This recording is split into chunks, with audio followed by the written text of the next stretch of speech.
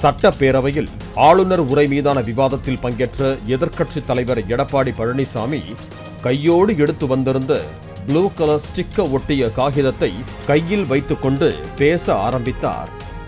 அண்ணா பல்கலைக்கழக விவகாரத்தில் யார் அந்த சார் என்று கேள்வி எழுப்பினால் எதற்காக பதறுகிறீர்கள் என்றார்.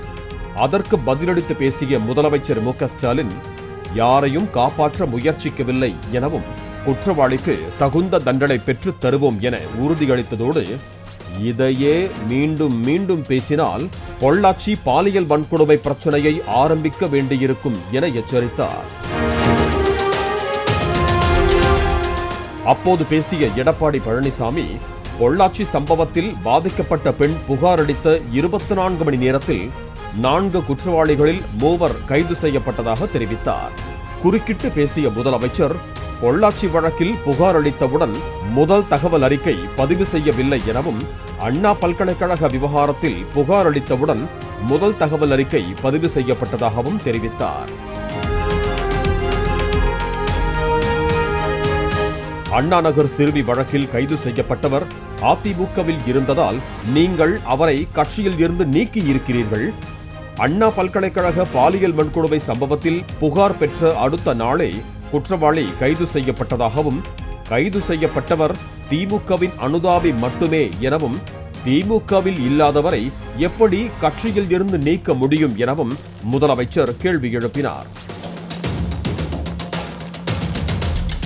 தொடர்ந்து பேசிய எடப்பாடி பழனிசாமி பொள்ளாச்சி பாலியல் வழக்கில் புகார் அளித்தவுடன் முதல் தகவல் அறிக்கை பதிவு செய்யப்பட்டு அடுத்த 24 மணி நேரத்தில் 3 குற்றவாளிகள் கைது செய்யப்பட்டதுதான் உண்மை என மீண்டும் விளக்கமளித்தார்.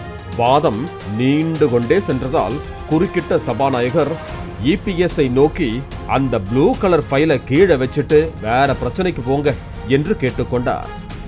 அப்போது பேசிய முதலமைச்சர் பொள்ளாச்சி பாலியல் தொல்லை குறித்து புகார் அளிக்கவே 2 ஆண்டுகள் ஆகியதாகவும் புகார் அளித்த 12 நாட்களுக்கு பிறகுதான் எஃப்ஐஆர் பதிவு செய்யப்பட்டிருப்பதாகவும் பதிலளித்தார்.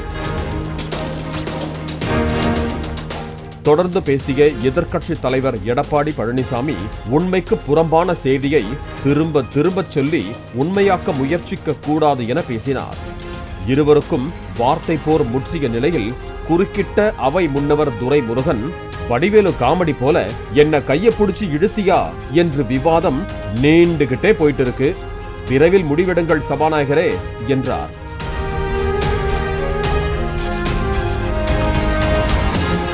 அப்போது தொடர்ந்து பேசிய முதலமைச்சர் இந்த விவாதத்திற்கு முற்றுப்புள்ளி வைக்க வேண்டும் எனில் நான் கூறியதற்கான ஆதாரத்தை நாளை சபாநாயகரிடம் வழங்குவதாகவும் எதிர்க்கட்சித் தலைவரிடம் இருக்கும் ஆதாரத்தையும் வழங்குமாறு கேட்டுக்கொண்டார்.